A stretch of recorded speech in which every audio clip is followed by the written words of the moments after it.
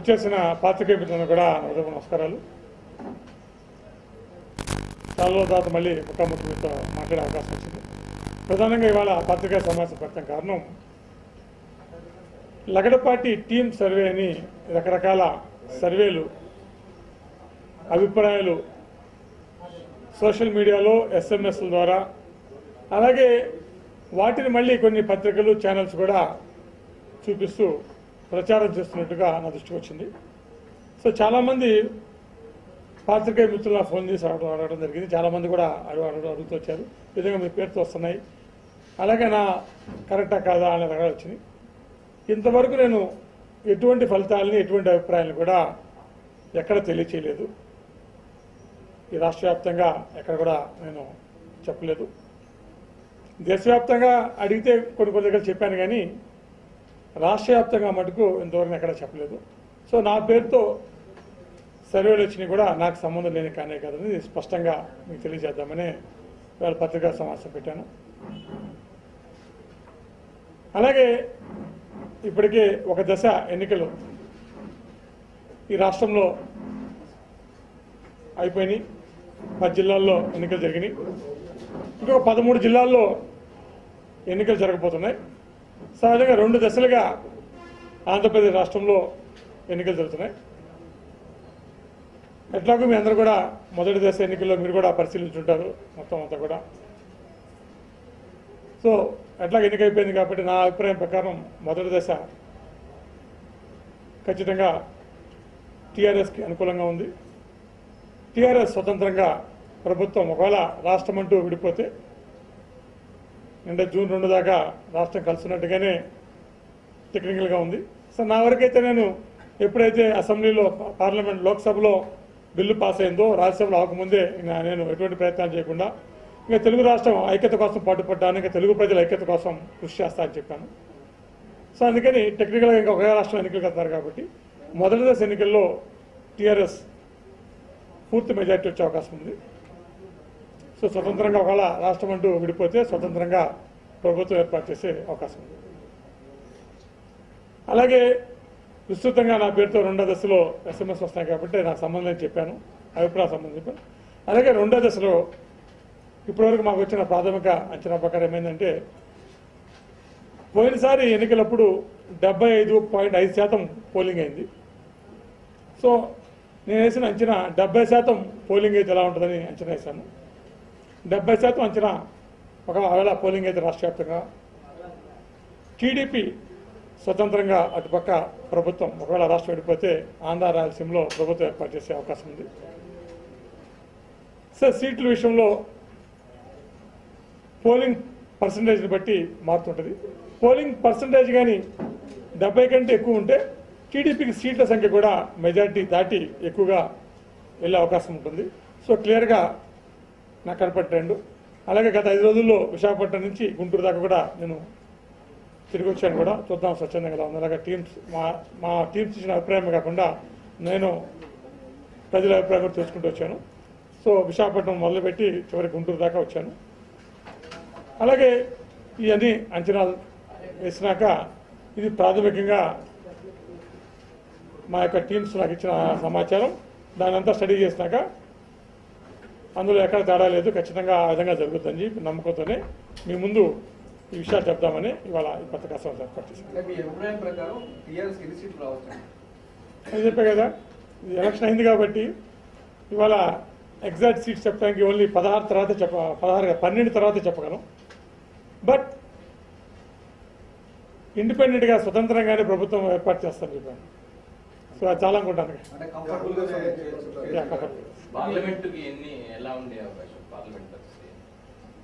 పార్లమెంట్లో కూడా రకరకాలుగా ఉంది. బట్ అది దేశవ్యాప్తంగా పార్లమెంట్ ఎన్డీఏ స్వతంత్రంగానే 270 దాటిపోతుంది. అది మాకున్న అంచనా ప్రకారం. సరే ఆ ఫిగర్ ఎక్కడికి వెళ్తున్నది ఇంకా వివిధ దశలో పోలింగ్ అవుతుంది కాబట్టి చూడాలని ఉంటుంది. ఇంత కూడా మా ప్రాథమిక అంచనా ప్రకారం మా అభిప్రాయం అది. ఇది గతంలో కూడా నేను చాలామంది కూడా చెప్పాను, ఆల్ ఇండియా ఫిగర్ గతంలో కూడా చెప్పాను. కాకపోతే దురదృష్టం అఫ్కోర్స్ ఎందుకంటే నా రాజకీయ జన్మని ఇచ్చింది కాంగ్రెస్ పార్టీ. రాష్ట్ర విభజన తర్వాత కూడా చాలాసార్లు చెప్పాను, విజయవాడలో చెప్పి చాలా దగ్గర చెప్పాను. నాకు 2 సార్లు అవకాశం ఇచ్చిన కాంగ్రెస్ పార్టీ ఎప్పుడూ నాకు కృతజ్ఞంగా ఉంటానని చెప్పి. అలాగే రాజకీయంగా నాకు జన్మనిచ్చింది, రాజకీయంగా మరణాన్ని ఇచ్చింది. ఎందుకంటే రాజకీయాలు తప్పుకున్నాను, ఎందుకంటే ఎప్పుడైతే విభజన జరిగిందో కాబట్టి అటు రాజకీయ జన్మకి మరణానికి కూడా కాంగ్రెస్ పార్టీ కారణం. అందుకని రాజకీయాలు జోలికి వెళ్ళకుండా ఎక్కడ కూడా మాట్లాడలేదు. అయితే బాధాకరంగానే ఉంది, ఎందుకంటే అటుపక్క ఇటుపక్క కూడా కాంగ్రెస్ పార్టీకి లాభం రాకపోవడం కూడా ఖచ్చితంగా కాంగ్రెస్ వాదిగా, ఎందుకంటే కాంగ్రెస్తో మొదలుపెట్టాను, కాంగ్రెస్తో రాజకీయ ప్రయాణం కూడా అంతమైంది కాబట్టి సరే అది ఒక బాధ కలిగించే అంశమైన వాస్తవం మటుకు జాతీయ స్థాయిలో ఆ విధంగా ఉంది. రాష్ట్ర స్థాయిలో మరి రాష్ట్రం 1గా ఉంటుందో 2గా ఉంటుందో అనేది కాలం చెప్తుంది. ఒకవేళ రాష్ట్రం 1గా ఉంటే టీడీపీకి ప్రభుత్వం, టీడీపీ బీజేపీ కూటమి అధికారం వచ్చే అవకాశం ఉంటుంది.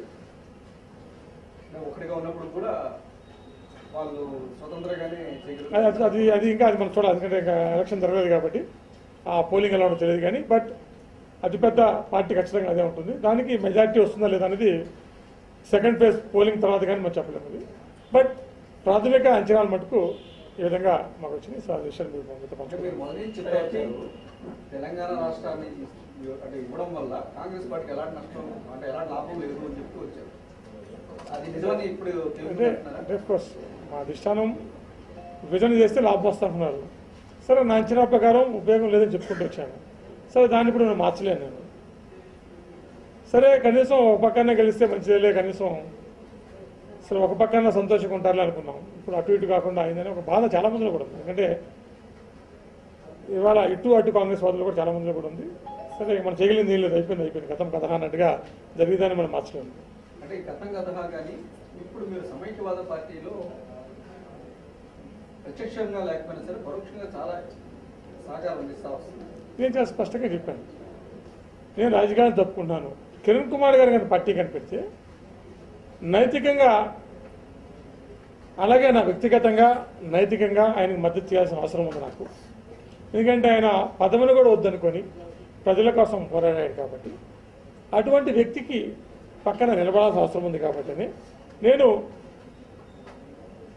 ఆయన పక్కన ఉండొచ్చు. కానీ నేను ఏ పార్టీ ఆ పార్టీలో లేను, ఏ పార్టీలో లేను, ఎక్కడ పదవులు తీసుకోలేదు, ఎక్కడ సభ్యత్వం తీసుకోలేదు. సమైక్యవాద పార్టీకి సీమాంధ్రలో ఎందుకు అంత బలం లేకుండా పోయింది?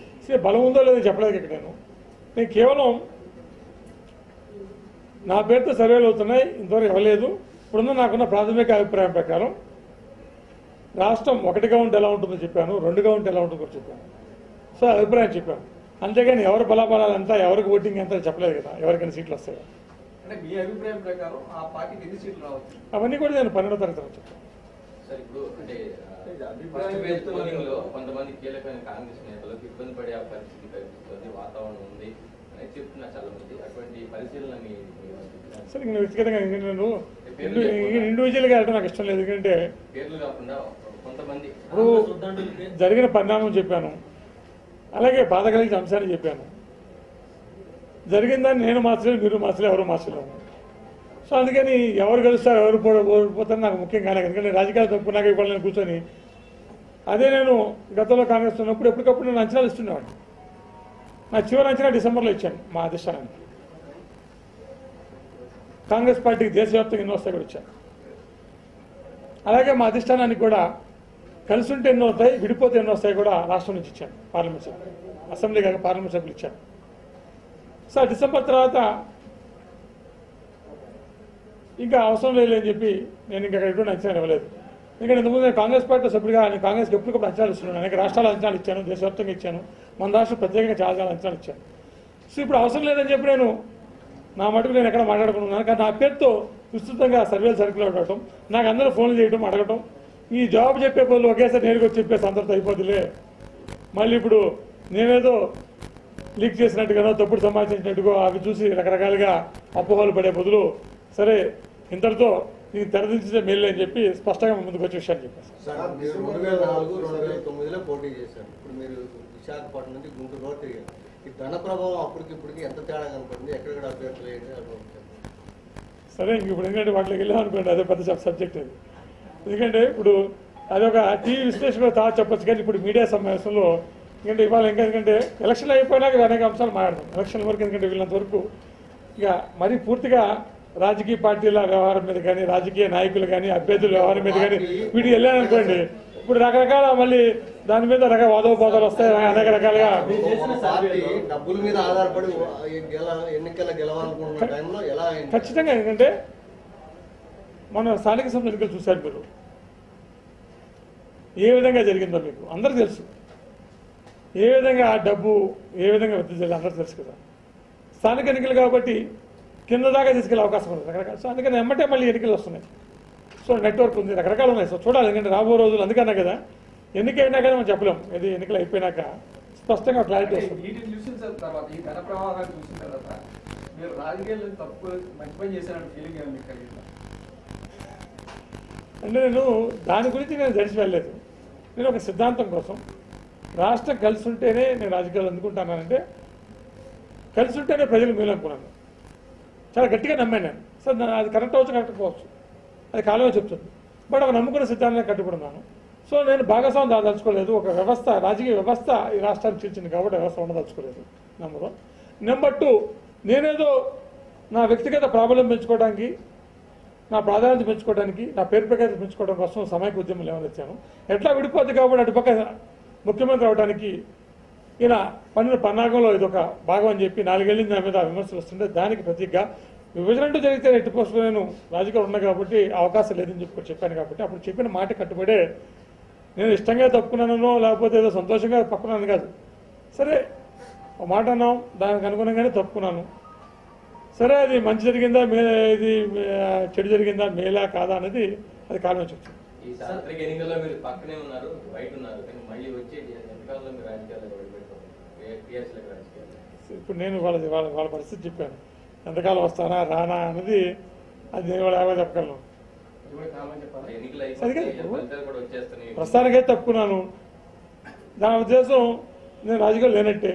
మళ్ళీ రాజకీయాల్లో వస్తానా రానా అనేది అన్ని కూడా అది మన హైపాథిటికల్ ఊహాజనితంగా ఉంటుంది.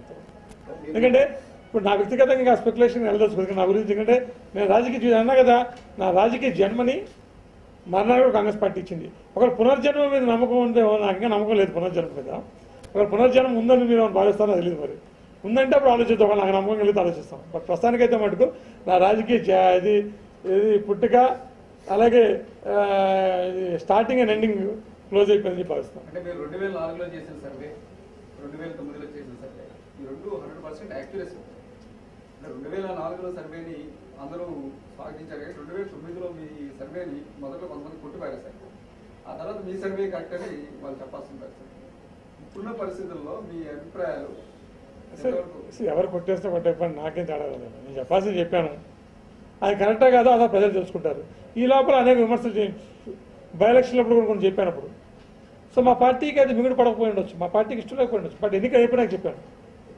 అప్పుడు కొంతమంది తప్పడితే నా ఫలితం వల్ల ఎన్నికల ప్రభావం జరగదు కదా. ఎన్నికల ప్రభావితం జరగకుండా చెప్పాను నేను. అందుకని పార్టీకి అక్కడ నష్టం చేయలేదని చెప్పి నేను సమాధానం చెప్పుకున్నాను. సరే ఇప్పుడు ఎట్లా ఏ పార్టీలో లేను కాబట్టి నన్ను అడిగేవాళ్ళు ఎవరు లేడు.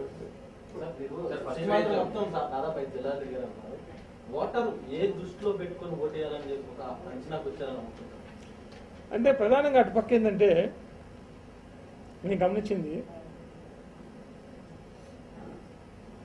ప్రధానంగా ఎందుకంటే ఎట్లా విడిపోయింది. అభివృద్ధి విషయంలో అటు కేంద్ర ప్రభుత్వం రాష్ట్ర ప్రభుత్వం సహకారం ఉండాలి కాబట్టి ఉపయోగం ఉంటుందని ఒక ఆలోచన కనపడింది. 2, టీడీపీ వాళ్ళు క్షేత్రస్థాయి నుంచి పై స్థాయి వరకు ఉధృతంగా అఫ్కోర్స్ మేము పోరాటం చేసే సమైక్యం కోసం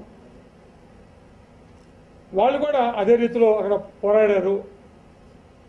కాంగ్రెస్లో ఉన్న 6 ఎంపీలతో పాటు టీడీపీ వాళ్ళు ఉధృతంగా పోరాడారు.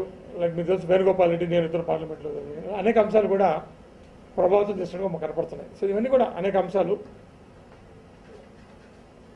సో ఇంకా చాలా ఉంటాయి అంశాలు. బట్ ప్రధానంగా 1 అభివృద్ధి విషయంలో కానీ లేకపోతే 2 ఈ యొక్క విభజన విషయంలో వాళ్ళు తీవ్రంగా ప్రతిఘటించారు, పోరాడారు అని అనేక విషయాలు కూడా అంటే చివరిలో జరిగిన పరిణామాలన్నీ కూడా వాళ్ళ మన దృష్టిలో ఉన్నట్టుగా మాకు కనపడుతుంది.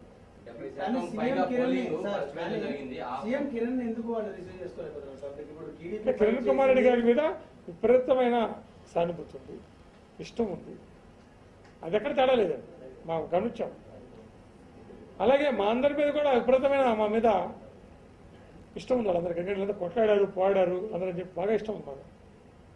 సరే, ఆ ఇష్టం ఎంత శాతం ఓట్లు వస్తాయి, ఎన్ని సీట్లు వస్తాయి అనేది ఓన్లీ టైం తెలిసి. ఎందుకంటే సో ఎన్నికల్లో అనేకం ఉంటాయి అంశాలు. ఆర్గనైజేషన్ ఉంటుంది, టైమింగ్ ఉంటుంది, లోకల్ బాడీ ఎలక్షన్లు ఉంటాయి, దాంట్లో పోటీ చేయకపోవడం అంశాలు ఉంటాయి, రకరకాలు ఉంటాయండి. సో అందుకని ఎవరికి ఎన్ని సీట్లు వస్తాయి ఎలా ఉంటాయని కూడా ఓన్లీ టైం తెలిసి.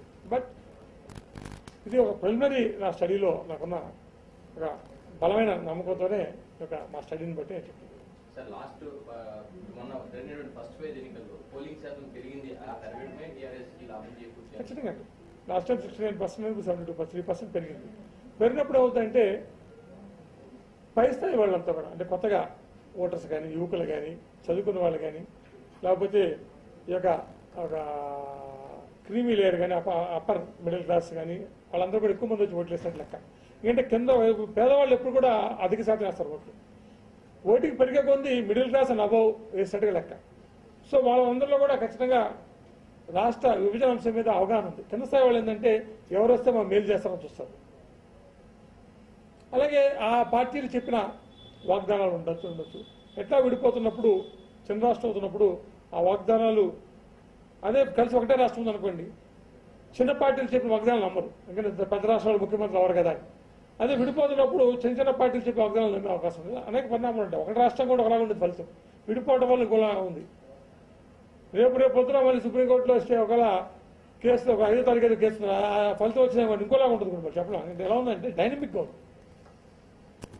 అలా ఓటింగ్ పర్సంటేజ్ పెరిగిన దాన్ని బట్టి కూడా మేము తేడాలు రావచ్చు. సో ఇవన్నీ కూడా సో నెంబర్స్ చెప్పాలంటే ఇవన్నీ కూడా మేము దృష్టిలో పెట్టుకొని చెప్పాల్సి వస్తుంది. అందుకనే జనరల్గా ఒక ట్రెండ్ చెప్పాను. ఎందుకంటే పార్లమెంట్లో అయితే అంచనా ఆల్మోస్ట్ తప్పదు. ఇప్పుడు చెప్పినా అప్పుడు కొంచెం చాలా పార్లమెంట్లో తేడా ఉండదు. అసెంబ్లీకి వచ్చేసరికి అవుతుంటే కొంత అనేక ప్రభావాలు ఉంటాయి. ఓటింగ్ శాతం బట్టి ఉండొచ్చు, డబ్బుల ప్రభావం ఉండొచ్చు, ఇంకా ఇలా కొన్ని పరిణామాలు ఉండొచ్చు, రకరకాలు ఉండొచ్చు. కానీ పార్లమెంట్ దృష్టికి వచ్చేసరికి జనరల్గా ట్రెండ్ ఆల్మోస్ట్ సెట్ అయిపోయింది. అటు ఇటు కూడా ఆల్మోస్ట్ సెట్ అయిపోయింది.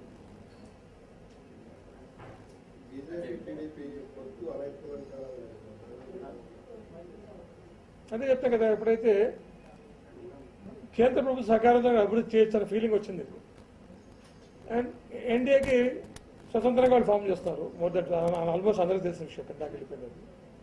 సో ఆ దృష్టితో ఇవన్నీ కూడా చాలా పరిణామాలు ఉన్నాయి. ఒకదానికి ఒకటి తోడైంది.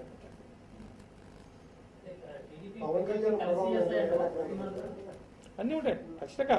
Pawan Kalyan is number 1 star ఆంధ్రప్రదేశ్లో, అందులో డౌట్ లేదు. అలా ఇంతకుముందు మెగాస్టార్ చిరంజీవి గారు అలా ఇప్పుడు సరే ఆయన సినిమాను తప్పున్నాక ఇప్పుడు ఫాలోయింగ్ అంతా పవన్ కళ్యాణ్ గారికి వచ్చింది.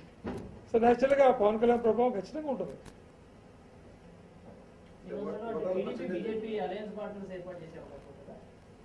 అవసరం లేదు అంటే వాళ్ళు చేస్తా, అది నాకు అనవసరం, వాళ్ళు కలిసి చేస్తారు లేదు. బట్ స్వతంత్రంగానే వచ్చే అవకాశం ఉంది కాబట్టి మరి కలుపుకుంటారు లేదా ప్రభుత్వం అనేది వాళ్ళ ఇష్టం. అది నేను చెప్పలేను కదా.